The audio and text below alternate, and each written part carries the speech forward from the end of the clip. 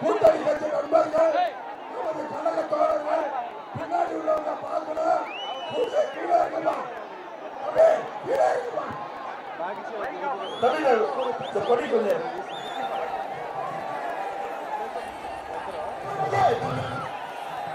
பொன்மனச்சம்மாள் புரட்சி தலைவர் எம்ஜிஆர், இதயம் புரட்சி தலைவி அம்மா இருவரும் தெய்வங்களை வணங்கி பெரம்பலூர் மாவட்டம், அரியலூர் மாவட்டம், இரண்டு மாவட்டத்தில் இருக்கின்ற சட்டமன்ற உறுப்பினர்கள் கழகத்தின் சார்பாக, கூட்டணியின் சார்பாக அறிவிக்கப்பட்டு உங்கள் முன் நிற்கின்றார்கள். இன்றைக்கு அவர்களுக்கு வாக்கு சேகரிப்புக்காக உங்களை நாடி வந்திருக்கின்றேன்.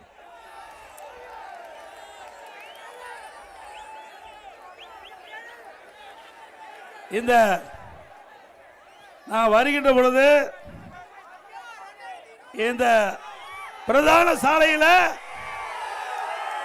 மக்கள் வெள்ளத்தில் நீந்தி உங்களை வந்து சந்திச்சிருக்கிறேன்.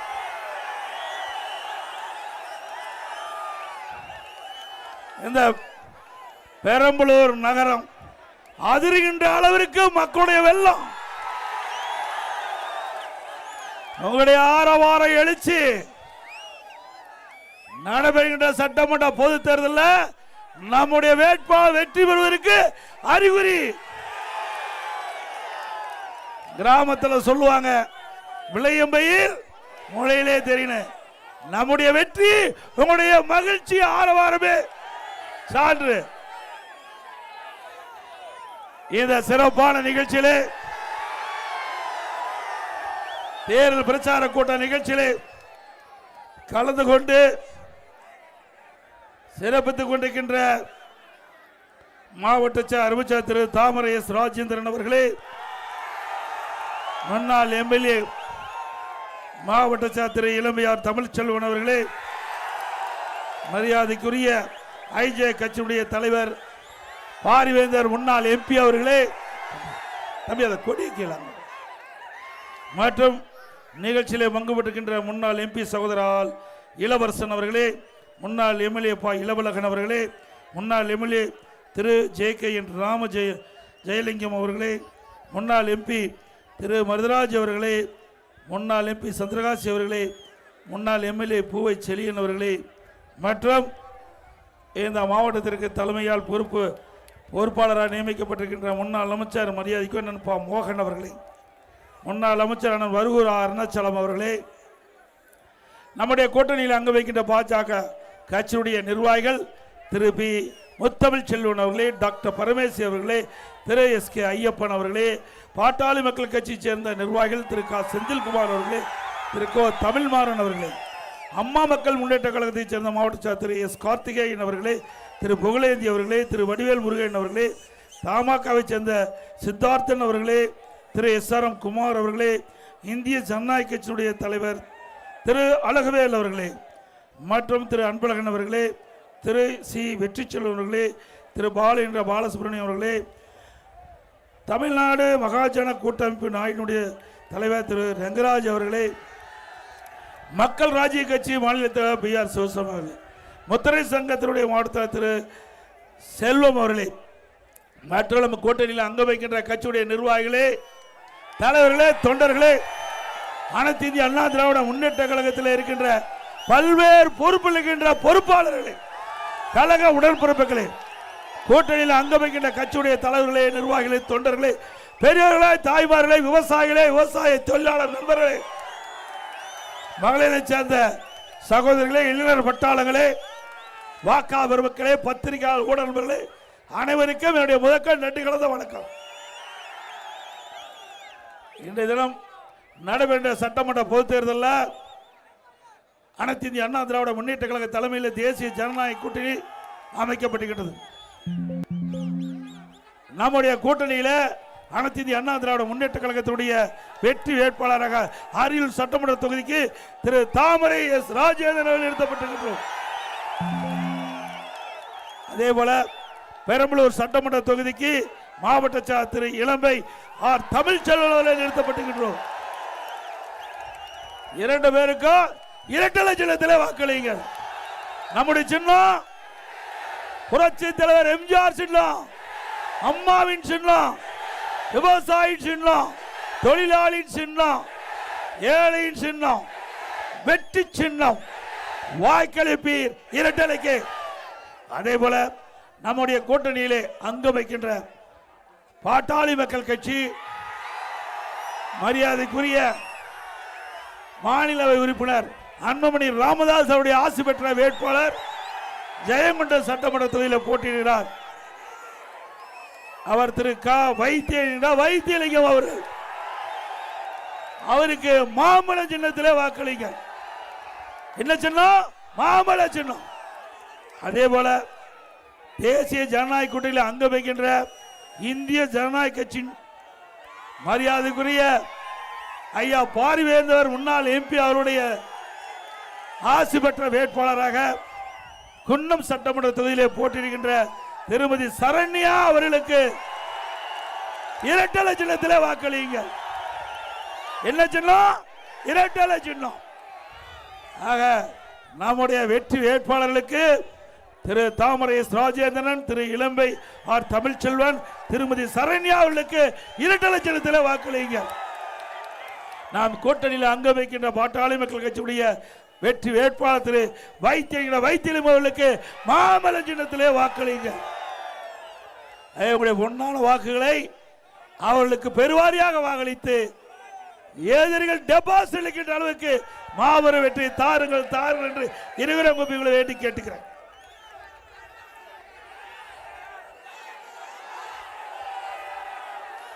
அதே போல இன்றைய தினம் திரு ஸ்டாலின் ஏதோ பேசுறார்.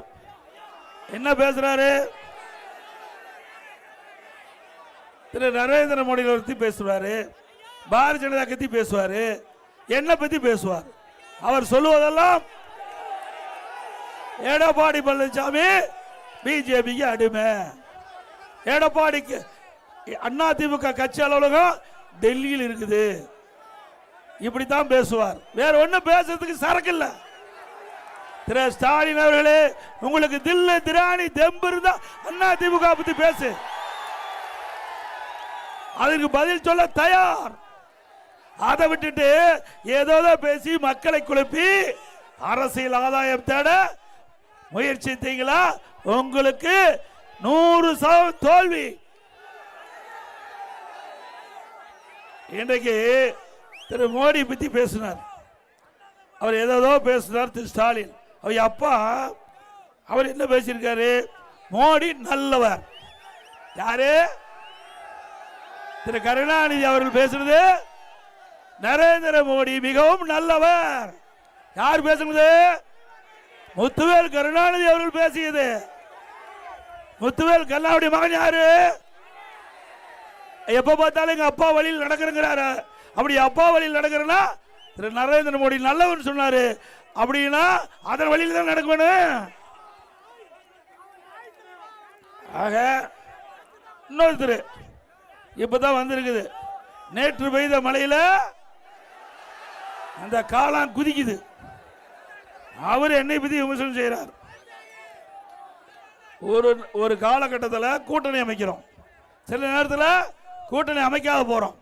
அப்போ ஒரு சிலவர் ஒரு கருத்தை சொல்லிக்கிட்ட பொழுது அதை பிரதானமாக எடுத்துக்கிட்டு உதயநிதி அவர்கள் பேசுறார். அவரு பால்டாயில் கொடுத்தவங்களாம் பஞ்சு பேசுறாங்க, பால்டாயில் கொடுத்தவங்களா பஞ்சு டைலாக் பேசுறாங்க. அவருக்கு வந்த வாழ்வு பாருங்க, அப்பவே எம்லாவத்துக்கு போயிருப்பாங்க. அவர் நம்ம பேசுறாரு. அவர் என்ன சொல்றாரு? அவ அப்பா திரு கருணாநிதி அவர்கள் காங்கிரஸோட கூட்டணி வைக்கும் போது சொல்றாரு, கூடா நட்பு கேடாய் முடிந்தது என்று காங்கிரஸ் உறவை முறித்துக் கொண்டார். கூடா நட்பு கேடாய் முடிந்தது நாம சொல்லல, திரு கருணாநிதி அவர்கள் காங்கிரஸை பற்றி சொல்றார். அந்த காங்கிரஸோட தானே இப்ப கூட்டணி வச்சிருக்கிறீங்க. உங்க தாத்தா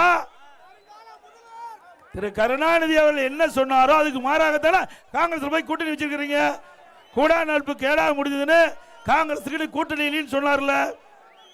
2014 திரு ஸ்டாலின் சொல்றாரு, யாருடன் கூட்டணி என்பதை விட யாருடன் கூட்டணி இல்லை என்பதே முக்கியம். யாருடன் கூட்டணி என்பதை விட யாருடன் கூட்டணி இல்லை என்பதே முக்கியம். இனி ஒருபோதும் காங்கிரஸ் கூட்டணி இல்லை திரு ஸ்டாலின் சொன்னார். அப்புறம் எதுக்கு போய் கூட்டணி வச்சிருக்கீங்க? உங்களுக்கு வந்தா ரத்தம், எங்களுக்கு வந்தா தக்காளி சட்னியா? பிறகு மதுரையில் மரியாதைக்குரிய மறைந்த பாரத பிரதமர் இந்திரா காந்தி அம்மை அவர்கள் காரில் போயிட்டு இருக்கும்போது கடுமையா தாக்குறாங்க. அப்ப ரத்தம் தலையில் அடிச்சு ரத்தம் ஒழுகுது. அப்ப இதே கருணாநிதி அவர்கள் அவரை பத்தி கொச்சைப்படுத்தி பேசினார். அவருக்கு மாதவிடாய் வந்து ரத்தம் வந்ததா கொச்சைப்படுத்தி பேசிய காங்கிரஸ் நண்பர்கள் இவரோட கூட்டு வைக்கலாமா? அப்புறம் வைகோ பேசினார், தமிழின துரோகி. யாரை பத்தி? திரு கருணாநிதி பத்தி. தமிழின துரோகி, வேற ஏதாவது தொழில் செய்யலாம் என்று கரித்து கொட்டிய வைகோட கூட்டணி. ஏப்பா நீலாம் கூட்டணி வைக்கலாம், நான் கூட்டணி வச்சா தப்பா? எவ்வளவு பெரிய வார்த்தை! அப்புறம் கருணாநிதி கருணாகம் என பேசியவர் திமுக இருக்கிறார். இதுக்கு பிறகு மறுமலர்ச்சி திராவிட முன்னேற்ற கழகம் இப்ப புதுசா போய் சேர்ந்திருக்குது, தேசிய முற்போக்கு திராவிட கழகம், மக்கள் நீதி மையம். என்னென்னலாம் திமுக பத்தி விமர்சனம் செஞ்சாங்க, அவரெல்லாம் திமுக கூட்டணி இருக்கிறாங்க. அப்ப இந்த உதயநிதிக்கு தெரியாது, இந்த ஸ்டாலினுக்கு தெரியாது. நாம போய் கூட்டணி வச்சா ஏதோ அநாகரிகமா அவதூறா பேசுது, ஸ்டாலின் நிறுத்திக் கொள்ள வேண்டும். இல்லைன்னா இன்னும் நிறைய இருக்குது திரு ஸ்டாலின் பேசுவதற்கு. நான் அடக்கம் தேவை. நான் கிராமத்தில் பிறந்து வளர்ந்தவன், எப்படி பேசுறது கிராமத்துக்காரருக்கு தெரியும். உன்னை போல சொகுசான வாழ்க்கை வாழ்ந்தவன் அல்ல. இந்த கை மம்முட்டி பிடிச்ச கை, ஏர் பிடித்த கை. எதற்கும் பயப்பட மாட்டோம். ஆக நாவடக்கம் தேவை. இனி அவதூறான பிரச்சாரத்தை மேற்கொண்டால் எங்க தொண்டனே அதற்கு உங்களுக்கு தகுந்த பதிலடி கொடுப்போம். அப்புறம் திரு ஸ்டாலின் அவர்கள் எதிர்கட்சியில் வரிசை இருக்கிற போது திரு செந்தில் பாலாஜி அண்ணா திமுக இருந்தார். அவரை பத்தியும் ஒரு பெண்மணி பத்தி இணைச்சு பேசினார். இன்றைக்கு நல்ல வரான் வல்ல வரான். யாரு? 10 ரூபாய் நபர். யாரு? கேவலமா இல்ல, அந்த கட்சியில ஆளே இல்ல, திமுக ஆளே இல்ல. இங்க அண்ணா திமுக இருந்து போனவங்க தான் 8 பேர் திமுக மந்திரியா இருந்தாங்க. வெக்கமில்லாத கட்சி நடத்துற திரு ஸ்டாலின் அவர்களே எங்களை பற்றி பேசுவதற்கு தகுதி இல்லை. இப்போ 19 பேர் அண்ணா திமுக இருந்து போனவங்க எம்எல்ஏ போட்டிடுறாங்க, திமுக சின்னத்தில் போட்டிடுறாங்க. சிந்திச்சு பாருங்க. இன்னைக்கு திமுகவில் போட்டிடுவதற்கு கூட ஆளு கிடையாது. அண்ணா திமுகவில் போட்டிடுவதற்கு நான் நீ என்று போட்டி போட்டு வந்து போட்டிடுகிற கட்சி அண்ணா திமுக கட்சி. இங்கே ஜனநாயகம் உள்ள கட்சி, அங்கே சர்வாதிகார கட்சி. ஒரு குடும்பத்துக்கு தான் அந்த கட்சி இருக்குது. 8 கோடி மக்களை சுரண்டி ஒரு குடும்பம் வாழ வேண்டுமா? அதுக்கு முடிவு கட்டுவீங்களா இந்த தேர்தலில்? சிந்திச்சு பாரு. இன்றைக்கு திமுகவில் திரு கருணாநிதி குடும்பத்தை தவிர வேற எவராலும் அந்த கட்சிக்கு தலைவராக முடியுமா? இல்ல ஆட்சி அதிகாரத்துக்கு வர முடியுமா? குடும்பத்தை சேர்ந்தவர்கள் தான் இந்த தமிழ்நாட்டை ஆட்டி படுத்திக் கொண்டிருக்கிறார்கள். அவர்களுக்கு தகுந்த பதிலடி கொடுப்பீங்களா? இந்த தேர்தலோடு திமுக என்ற கட்சிக்கு இறுதி தேர்தலை நீங்கள் கொடுப்பீங்களா? ஏங்க அந்த குடும்பத்தில் இருந்தா ஆட்சி அதிகாரத்துக்கு வரணுமா? இங்க இருக்கிறவங்க யாராச்சும் வந்தா ஏத்துக்க மாட்டாங்களா தமிழ்நாட்டு மக்கள்? திரு ஸ்டாலின் அவர்களே, இனி குடும்ப ஆட்சி கிடையாது. இன்றைக்கு இந்த தமிழ்நாட்டு மண்ணில் பிறந்த ஒருவர் தான் இந்த தமிழகத்தை ஆள முடியும். இன்றைக்கு ஸ்டாலின் சொல்றாரு, எடப்பாடி பழனிசாமி திண்ணையில படுத்திருந்து முதலமைச்சர் ஆயிட்டாருன்னு. திரு ஸ்டாலின் அவர்களே, நீங்க மட்டும் திரு கருணாநிதி குடும்பத்தில் பிறகுனா கவுன்சிலர் கூட ஆக முடியாது. ஆக முடியுமா? ஒரு கிராமத்தில் பிறந்து ஒரு கிளைச்சலாளர் இருந்து ஒன்றிய பொறுப்பு, மாவட்ட பொறுப்பு, மாநில பொறுப்பு, எம்எல்ஏ, எம்பி, அமைச்சர், பிறகு முதலமைச்சர், பிறகு உங்களால் பொதுச் செயலாளர் கட்சிக்கு நான் உழைத்து வந்தேன். உங்க அப்பாவுடைய அடையாளத்தில் வரல. ஸ்டாலின் அவர்களே, உங்க அப்பாவுடைய அடையாளத்தை தான் நீங்க பெற்றுக்கிறீங்க. எப்பொழுது பார்த்தாலும் ஸ்டாலின் பேசுவார். நான் யார் தெரியுமா? முத்துவேல் கருணாநிதியுடைய மகன் திரு ஸ்டாலின். அப்படி சொல்லத்தான் ஸ்டாலினே தெரியுது. ஐயா அப்பா பேரை சொன்னாதான் ஸ்டாலின் யாருன்னு தெரியுது. திரு ஸ்டாலின் நாங்க அப்படி அல்ல. எடப்பாடி பழனிசாமி தமிழ்நாடு முழுவதும் தெரியுது. இங்கே அண்ணா திமுக உழைப்பு இருக்கு, உழைப்பவர்களுக்கு இடம் உண்டு, தலைமைக்கு விசுவாசவாளுக்கு இடம் உண்டு, மக்களுக்கு உழைக்கின்றவர்களுக்கு இடம் உண்டு. இது ஜனநாயகம் உள்ள ஒரு கட்சி அண்ணா திமுக கட்சி. ஆகவேதான் நீங்க எத்தனை முறை இங்க கட்சியை உடைக்க பார்த்தாலும் உடைக்க முடியல. உடைக்க முடிஞ்சுதா? இங்கிருந்து ஒருத்தர் போய் சேர்ந்திருக்கிறார்ல. நான் அப்பவே சொல்லிட்டு இருந்தேன். எங்க ஆளுகள்லாம் கூட ஒருத்தர் ரெண்டு பேரு அண்ணா இவரை சேர்த்திக்கலாம், சேர்த்துனா ஒட்டுமொத்த கட்சிக்கு போயிரும். திமுகவுக்கு பி டீமா இருக்கிறாங்க, உங்களுக்கு தெரியாது அப்படின்னு சொல்லிட்டு இருந்தேன். இப்போ என்னங்கிறாங்கண்ணா, அண்ணா நல்ல வேலைக்கு தப்பிச்சுதுண்ணா அப்படிங்கிறாங்க. ஆக திமுகவுக்கு பி டீமா இருந்தவர் இன்னைக்கு திமுகவுக்கு போயிருக்காரு. கேவலமா இல்ல? ஏங்க அசிங்கமா இல்ல? வேட்டி மாத்தி கத்திட்டு போட அது ஒரு மனிதரா? மனிதர் பிறந்தால் ரோசமுள்ளவராக இருக்க வேண்டும். அப்படி அந்த மனிதர் இல்ல. பதவிக்காக எதை வேணாலும் செய்கின்ற சில ஜென்மங்கள் மண்ணிலே பிறந்திருக்குது. அதையும் பொன்மனச்செம்மல் புரட்சி தலைவர் எம்ஜிஆர், இதையும் புரட்சி தலைவர் அம்மாவோட ஆசையோட அவர்களை விரட்டி அடிச்சோம். இன்னைக்கு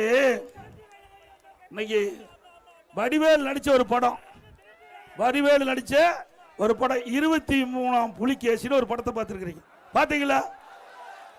அப்படித்தான் திரு ஸ்டாலின் அப்பாவும் மகன் உதயநிதியும் 5 வருஷம் இந்த ஆட்சி நடத்தினாங்க. 23ஆம் புலிகேசி மாதிரி ஆட்சி நடத்தி நாட்டை குட்டிச்சவர் ஆக்கிட்டாங்க.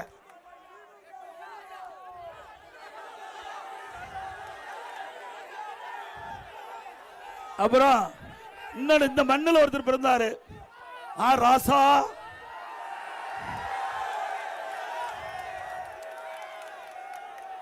அவரு அண்மையில் ஒரு ஆடியோ செய்தி அது எல்லா வலைதளங்களிலும் வந்திருக்குது, பாத்தீங்களா?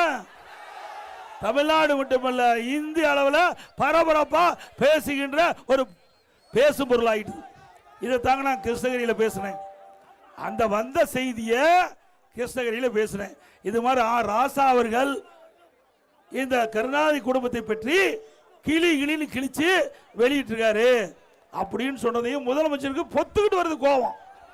திரு ஸ்டாலின் அவர்களே, உங்களுக்கு தில்லு திராணி தெம்பு இருந்தா ராசாவை கண்டீங்க, எங்க போய் கோபப்பட்டு என்ன பிரயோஜனம்?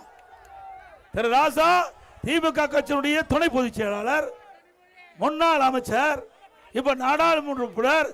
ஏன் அவர் ஒரு செய்தியை ஆடியோ மூலமாக வெளியிட்டதாக பரவலான செய்தி, அந்த செய்தி பரவலான செய்தியை தான் நான் கிருஷ்ணகிரி பொதுக்கூட்டத்தில் பேசுறேன். இதுல என்ன தவறு இருக்குது? தவறு இருக்குதா? நீங்க கண்டிக்க வேண்டியது உங்களுடைய கட்சி துணை பொதுச்செயலாளர் திரு ராசா அவர்களை. ஆனா ராசா தெளிவா சொல்லிட்டார். ஏன்னா கண்டிச்சா இன்னும் பல ஆடியோ இருப்பதாக அவர் மிரட்டிட்டார். அதனால ஸ்டாலினால ஒன்னும் பண்ண முடியல, நடுங்கி கிடக்கிறாரு. நான் அடுத்த ஆடியோ எட்ல வரப்போதே தெரியல.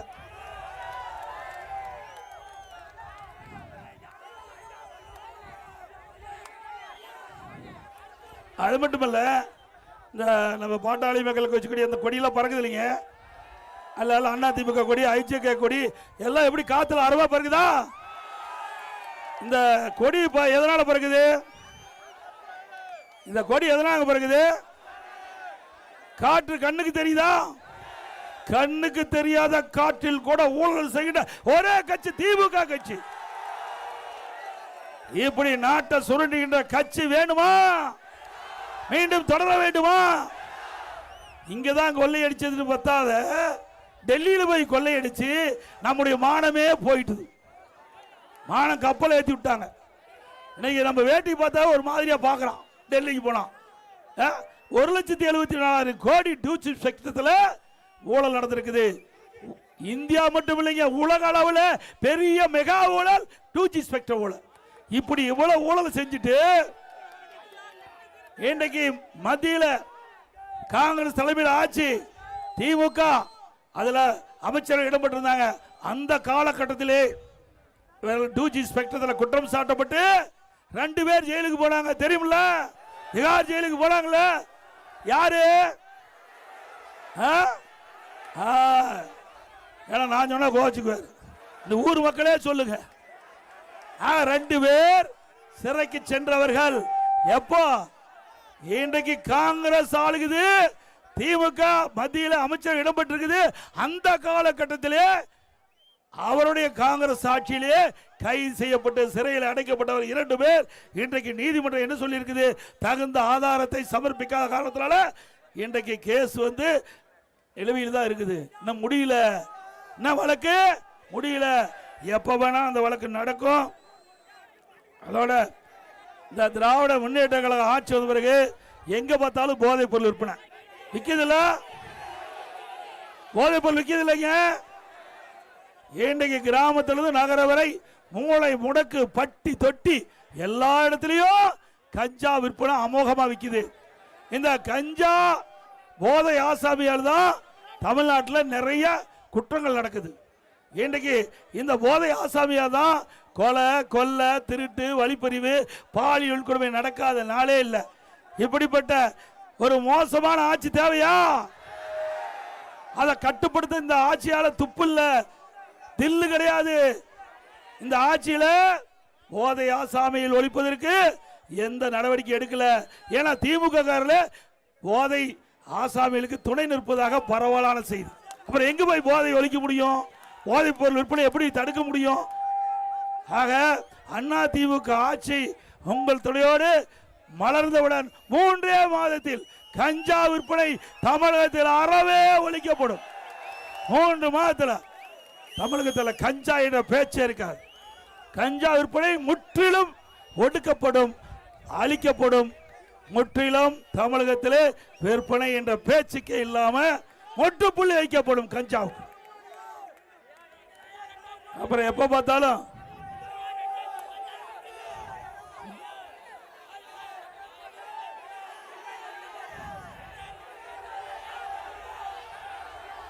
பார்த்தாலும் ஸ்டாலின் சொல்றாரு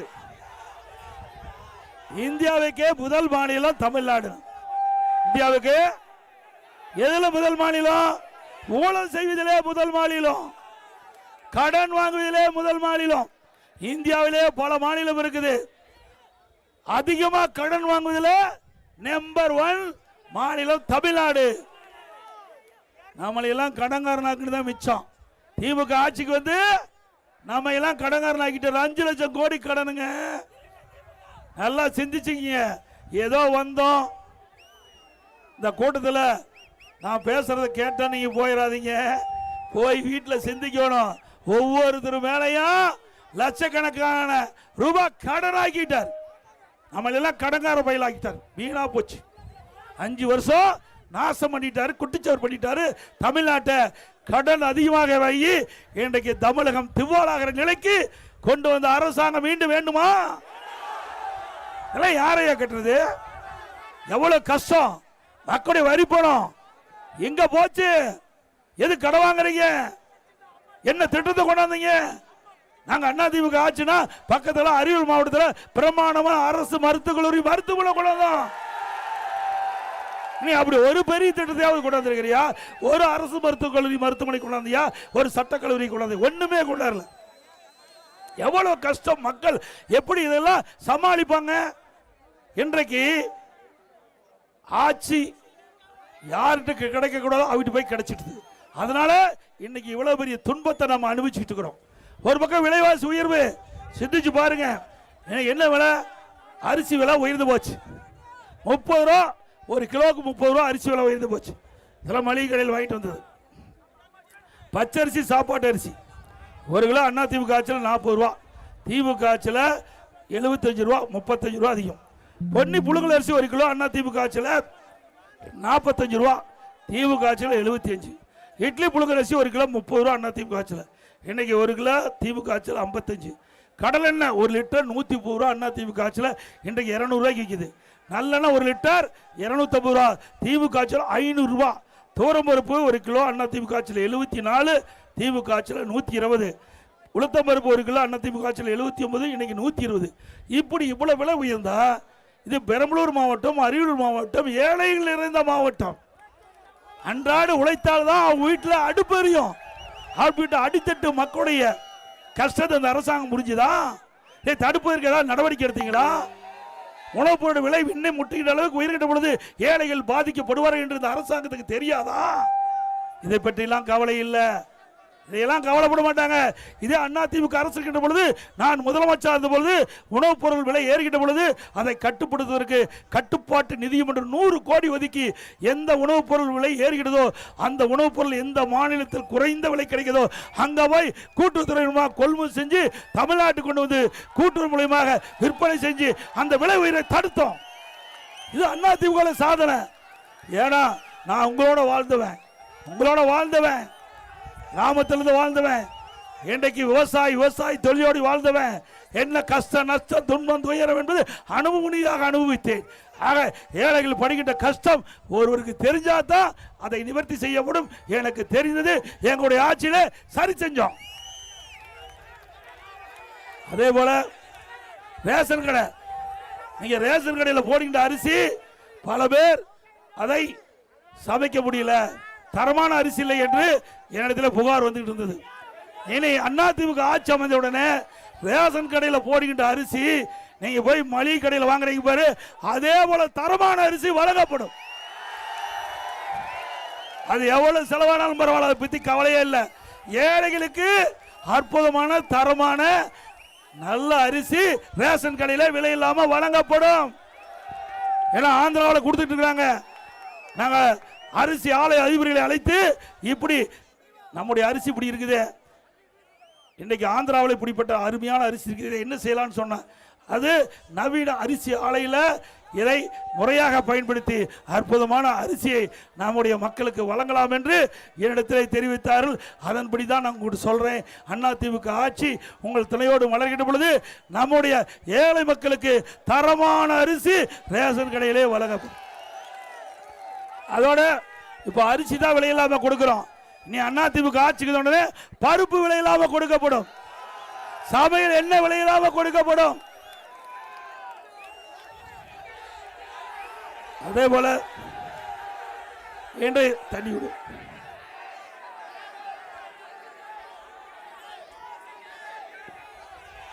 இன்றைக்கு பெரம்பலூர் மாவட்டம், அரியலூர் மாவட்டம் கிராமம் நிறைந்த மாவட்டம். இந்த மாவட்டத்தில் ஏழை மக்கள் அதிகமாக வசிக்கிற பகுதியை தேர்ந்தெடுத்து அங்க ஒரு அம்மா மினி கிளினிக் நாங்கள் திறந்தோம். தமிழ்நாடு முழுவதும் 2000 அம்மா மினி கிளினிக் திறந்தோம்.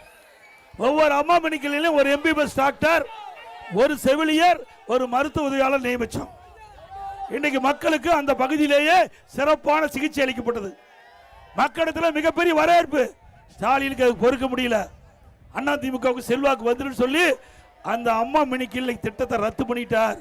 ஆக ஏழைகளுக்கு வைத்தியம் செய்வது கூட, சிகிச்சை அளிப்பது கூட இந்த முதலமைச்சருக்கு பொறுக்க முடியலன்னா இவரெல்லாம் மனிதாபிமானம் உள்ள மனிதரா? சிந்திச்சு பாருங்க. இதுல என்ன அரசியல் வேண்டியது இருக்குது?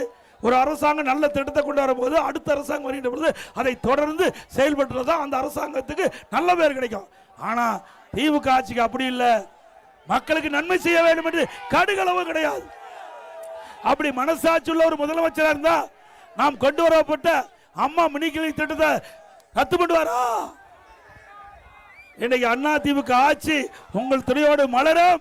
மீண்டும் அம்மா மினி கிளினிக் தமிழகத்திலே கொண்டு வரப்படும். அதோடு அரசு பள்ளியில் படிக்கின்ற மாணவர்கள், ஏழை மாணவர்கள், அப்படி ஏழை மாணவர்கள் அவர்கள் மருத்துவராக வேண்டும். நானும் அரசாங்க பள்ளியில் படித்தேன். ஆக அரசு பள்ளியில் படிக்கின்ற மாணவர்கள் விவசாயி தொழிலாளி, ஏழை தொழிலாளி, நடுத்தர குடும்பத்தை சேர்ந்தவர்கள் தான் அரசாங்க பள்ளியில் படிக்கிறாங்க. அப்படிப்பட்ட மாணவர்கள் மருத்துவராக வேண்டும், பல் மருத்துவராக வேண்டும். அந்த அடிப்படையில் அதிமுக ஆட்சியில் 7.5% உள்ளிடஒதுக்கீடை கொண்டு வந்து சட்டமிற்றப்பட்டு அமுல்படுத்தப்பட்டு இன்றைய தினம் இந்த இடஒதுக்கீட்டில் 3000 பேர் மருத்துவக் கல்வி கிடைக்குது. 3000 பேர் அரசு பள்ளி படித்த ஏழை மாணவர்கள் இன்றைக்கு மருத்துவக் கல்வி கிடைச்சிருக்குது. இது அதிமுக சாதனை. அது மட்டும் இல்ல, இந்த இடஒதுக்கீட்டில் கிடைத்த மாணவர்கள் அத்தனை பேர் ஏழைகள். அவளுக்கு மருத்துவக் கல்வி கட்டணம் செலுத்த முடியல. என்னுடைய கவனத்துக்கு வந்த உடனே இந்த இடஒதுக்கீட்டில் இடம் கிடைத்த மாணவ மாணவிக்கு இனிமேல் மருத்துவ கல்வி கட்டணம் செலுத்த தேவையில்லை, அரசாங்கமே செலுத்தும். 1 ரூபா செலவு இல்லாம அரசு பள்ளியை படிக்கிற மாணவ செல்வங்கள் மருத்துவ கல்வி கிடைக்க செய்த அரசாங்கம் அதிமுக அரசாங்கம். இப்படி ஒரு திட்டத்தையா கொண்டாட முடியுதா? கொரோனா காலம் 11 மாசம் ரேஷன் கடையில் விலையில்லா அரிசி, விலையில்லா பருப்பு, விலையில்லா எண்ணெய், குடும்ப அட்டைக்கு 1000 ரூபாய் முதற்கட்டம் கொடுத்தோம். பொங்கல் வந்து தைப்பொங்கல் எல்லா குடும்ப அட்டைக்கு 2500 ரூபாய் கொடுத்தோம். 2500 ரூபாய் கொடுத்தோம். அரசாங்கத்துக்கு வருவாய் கிடையாதுங்க. ஒரு வருஷம் ஜிஎஸ்டி கிடையாது, கலால் வரி கிடையாது, டாஸ்மாக் வரி கிடையாது, பத்திரப்பதிவு வருமானம் கிடையாது, ரோட் டாக்ஸ் கிடையாது. இப்படி 1 ரூபாய் வருமானம் இல்லாத போதே சிறப்பான ஆட்சி கொடுத்த அரசாங்கம் அதிமுக அரசாங்கம். அது மட்டுமல்ல, நான் முதலமைச்சர் போது கடுமையான வறட்சி, அப்படி வறட்சியால் பாதிக்கப்பட்ட விவசாயிகளுக்கு இந்தியாவிலே வறட்சி நிவாரணம் விவசாயிகளுக்கு கொடுத்த அரசாங்கம் அதிமுக அரசாங்கம். 2248 கோடி விவசாயிகளுக்கு கொடுத்தோம்.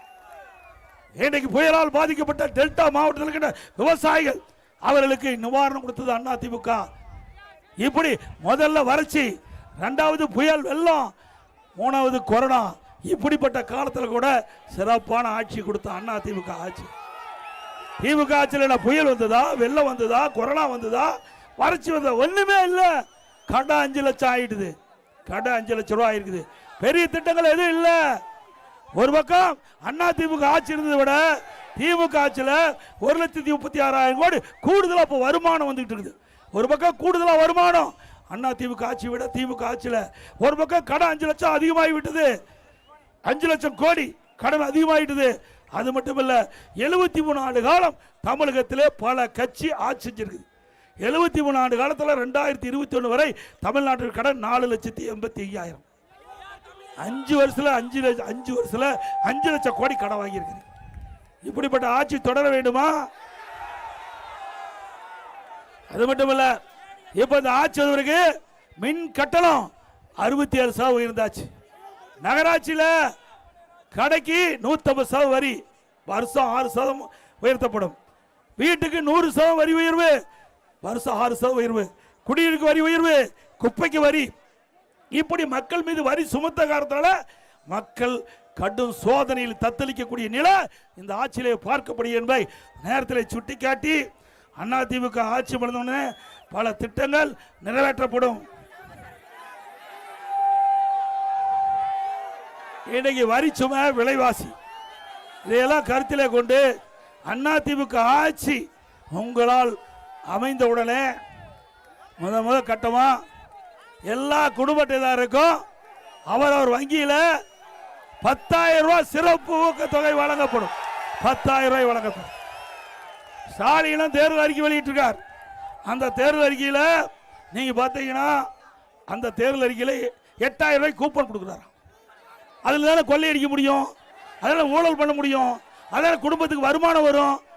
நாம் அப்படி இல்லை, மக்களுக்கு நேரடியாக அரசு அறிவிக்கின்ற திட்டம் போய் சேர வேண்டும். அந்த அடிப்படையில் வங்கி கணக்கில் 10,000 செலுத்தப்படும் அறிவிப்பு நம்முடைய அறிவிப்பு. எல்லா குடும்பத்தையும் விலையில்லா ஃப்ரிட்ஜ் வழங்கப்படும். விலையில்லா ஃப்ரிட்ஜ் எல்லா குடும்ப தலைவிக்கும் மாதந்தோறும் 2,000 ரூபாய் வங்கி கணக்கில் செலுத்தப்படும். 5 லட்சம் பெண்களுக்கு 25,000 மானியத்தில் அம்மா இருசக்கர வாகனம் வழங்கப்படும். அதே போல ஒவ்வொரு தை பொங்கலும் பொங்கல் தொகுப்போடு 1000 ரூபாய் பொங்கல் பரிசு வழங்கப்படும். ஒவ்வொரு குடும்பத்திற்கு ஆண்டுக்கு 3 கேஸ் சிலிண்டர் மானியமாக வழங்கப்படும். இப்ப நகர பேருந்துல மகளிர் தான் கட்டணம் இல்லாமல் பயணம் செய்யறாங்க. இனி ஆண்களும் நகர பேருந்துல கட்டணம் இல்லாமல் பயணம் செய்யறாங்க. அதே போல தீபாவளி பண்டிகை என்று நம்முடைய தாய்மகள் மகிழ்ச்சியோட பண்டிகை கொண்டாடுவதற்கு அனைத்து தாய்மார்களுக்கும் பட்டு சேலை வழங்கப்படும். இன்றைய தினம் ஆட்டோ ஓட்டுநர்கள் புதிதாக சங்கத்திலே பதிவு அந்த ஆட்டோ ஓட்டுநர்கள் சங்கத்திலே பதிவு செய்து புதிய ஆட்டோ வாங்கினா 75,000 மானியம் வழங்கப்படும். அதே போல இன்றைக்கு அம்மா இல்லம் திட்டம் ஏழைகள் அத்தனை பேருக்கும் வீடு இல்லாத ஏழைகள் அனைவருக்குமே அது ஜாதி மதமே கிடையாது. அனைத்து ஏழைகளுக்கும் அற்புதமான காங்கிரீட் வீடு கட்டி கொடுக்கப்படும். பட்டியல் மக்கள், ஆதிவாசி மக்கள், அறிஞர் மக்கள் குடும்பத்தில் திருமணமாகி ஆண்கள் தனி குடித்தனம் போய்கின்ற பொழுது வீடு இல்லாமல் சிரமப்படுறாங்க. இனி அவர்களை கணக்கிட்டு அரசாங்கமே அப்படிப்பட்ட திருமணமாகி தனி குடித்தனம் கோயிலுக்கு அரசாங்கமே சொந்தமாக இடம் வாங்கி அற்புதமான காங்கிரீட் வீடு ஆதிராவிட மக்களுக்கு, அறிஞர் மக்களுக்கு கட்டி கொடு, பட்டியல் மக்களுக்கு கட்டி கொடுக்கப்படும். அதே போல நம்முடைய விவசாயிகள் வாங்கிய தொடக்க வேளாண் வாங்கிய பயிர்க்கெல்லாம் தள்ளுபடி செய்யப்படும்.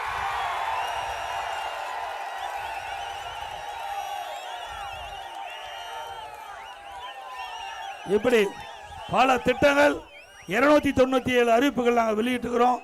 விவசாயிகள் குடிமராமத்து திட்டம் கொண்டாந்தோம், அற்புதமான திட்டம். அந்த திட்டத்தை தொடரப்படும். அதிமுக ஆட்சி வந்தோடனே குடிமராமத்து திட்டம் தொடங்கப்படும். இன்றைக்கு நம்முடைய நதியின் குறுக்கே தடுப்பணை கட்டி நிலத்தடியை உயர்த்தி மக்களுக்கு தேவை நீர் வழங்கப்படும். இது அதிமுக ஆட்சியுடைய திட்டங்கள் என்பதை நேரத்தில் தெரிவித்து, அதே போல கட்டிட தொழிலாளர்கள் அந்த பணியில் ஈடுபட்டுக்கின்ற பொழுது அவர்கள் தவறி விழுந்து உயிரிழந்தால் அந்த குடும்பத்துக்கு 25 லட்சம் ரூபாய் நிவாரண தொகை கட்டிட தொழிலாளர்கள் நிவாரணம் வழங்கப்படும். அதே போல இந்த பகுதியில் மாடுபிடி திருவிழா இருக்கும் நான் கருதுறேன். இருக்குதா? அப்படி மாடுபிடி திருவிழா இருந்தா அதற்கு அரசாங்கமே முன்னிருந்து நடத்தும். கொரோனா காலம், பள்ளி மூடப்பட்டது, கல்லூரி மூடப்பட்டது, மாணவர் உளைச்சல் இருந்தாங்க. எல்லா மாணவருக்கும் ஆல் பாஸ் போட்டு கொடுத்தோம். கல்லூரியில் படிக்கின்ற மாணவர்கள் மன உளைச்சல் இருந்தாங்க, ஒரு ஆண்டு வீணா போயிட்டு என்று கருதிக்கிட்டு இருந்தாங்க. அப்படிப்பட்ட மாணவர் சமுதாயத்திற்கு ஆன்லைனில் வகுப்பு, ஆன்லைனில் தேர்வு, சிறப்பாக படித்தாங்க, சிறப்பாக பரீட்சை எழுதினாங்க ஆன்லைனில். அவர்கள் அனைவருமே பட்டம் பெற்றாங்க. இது அதிமுக ஆட்சியுடைய வரலாறு. அதே மாதிரி மத்திய அரசாங்கம் அண்மையில் ஒரு அறிவிப்பு வெளியிட்டிருக்குது, இந்தியா முழுவதும் ஜாதிவாரி கணக்கெடுப்பு எடுக்கப்படும் என்று. அதன்படி தமிழகத்தில் ஜாதிவாரி கணக்கு எடுக்கப்படும்.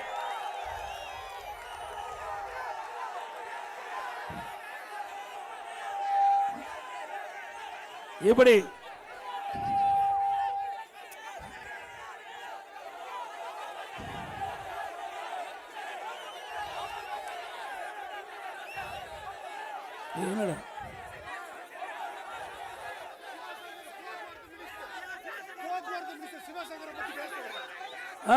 அவர் எதுக்கு பேசணும்? அவர் டெபாசிட் போறாரு.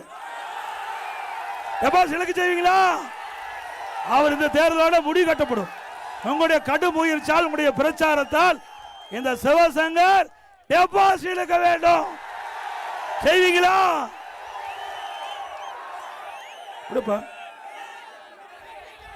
இங்கே அரியலூர் மாவட்டம், பெரம்பலூர் மாவட்டம் நம்முடைய 4 சட்டமன்ற உறுப்பினர் தேர்தல் பிரச்சார கூட்ட நிகழ்ச்சி சிறப்பாக நடத்திய 2 மாவட்ட கழக செயலாளருக்கும் அவரோடு இணைந்து பணியாற்றிய கூட்டணி கட்சி தலைவர் நிர்வாகிகளுக்கும், நம்முடைய கழகத்தில் இருக்கின்ற ஒன்றியச்சால், நகரச்சால், பேரூர்ச்சால் கழகத்திலே பல்வேறு பொறுப்பு நிர்வாகிகள், கூட்டணியிலே பொறுப்பு வைக்கின்ற நிர்வாகிகள் வருகிறது சிறப்பித்த அத்தனை நல்ல உள்ளங்களுக்கும் நன்றி நன்றி நன்றி. மக்களை காப்போம், தமிழகத்தை மீட்போம்.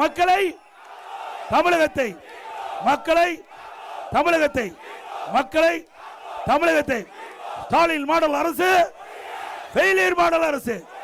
By bye Stalin. வணக்கம்.